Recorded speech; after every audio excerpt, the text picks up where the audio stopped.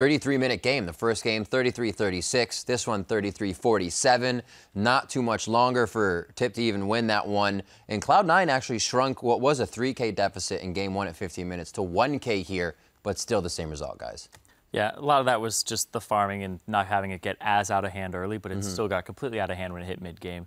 Like, I honestly feel like the Soraka pick is stopping so much from happening for Cloud9's side. And it honestly just looks like a repeat of the first game where they would just keep bringing the jungle down over and over and over again bottom and then just keep killing the Ashe. And I don't want to see them play Ashe anymore. I want to see them put Sneaky on an ADC, can just carry and Tristana do was something. Open. Yeah, they need to play like Tristana or something. I feel like it would be a much better pick for him. Self-sufficient, and I think Kalista, you know, TIP banned, or C9 banned at game 1. They're swapping sides again.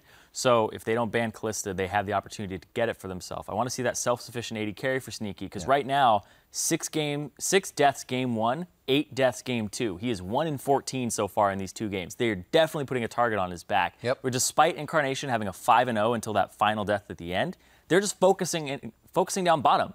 They're putting so many resources into this bottom lane, and they're just bringing everybody down there. And that's the big, like, they said that they can see what TIP's doing. They said they're predictable in those sounds on tape we were hearing.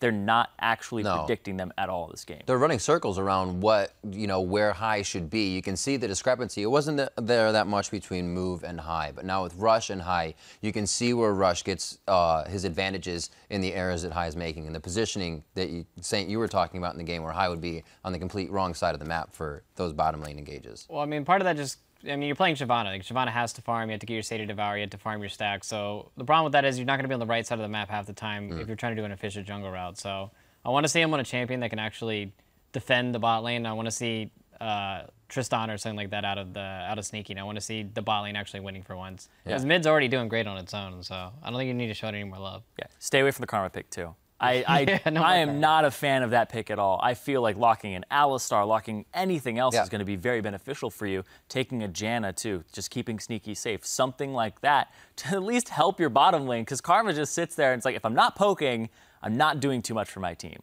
And it looks like, even Tip on your screen just now, very confident, feeling very safe. They're getting everything they want out of these lanes, and they still have some flavor to work with. Like I said, 11 games previously that they hadn't played Sivir in. Now they bring it back, and they can go to whatever they used in these past 11 games that they haven't shown. So they still got a lot to work with up their sleeve.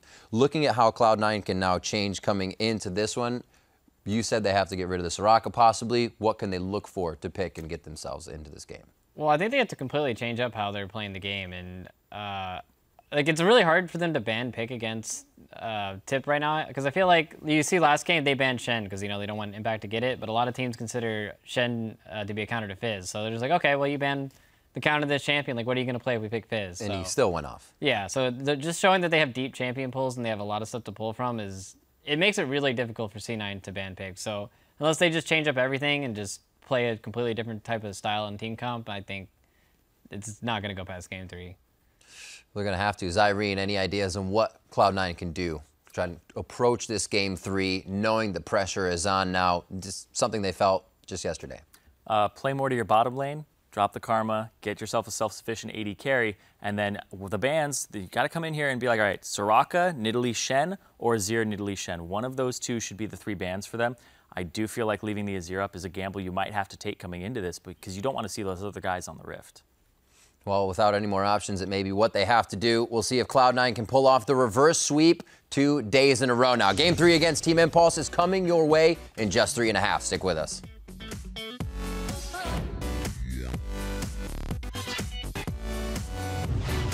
Sorry, the Evelyn. Oh, but there's the engage. Shockwave only gets 1, but it's enough for Elimination to go down. Gate gets that kill. Ball's tanky in the front line. Shockwave catches 2, though. They trade back on a high and into the back line. Sneaky goes for what he can. Finds a couple of kills. Now Apollo wants back, thirsting for blood.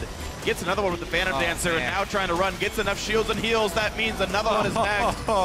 Stay together, stay together. North. Yeah, we're good. Coming. Help me. Ash die. No! Hey, mid. Just end. Impulse take care of Cloud9. 2-0.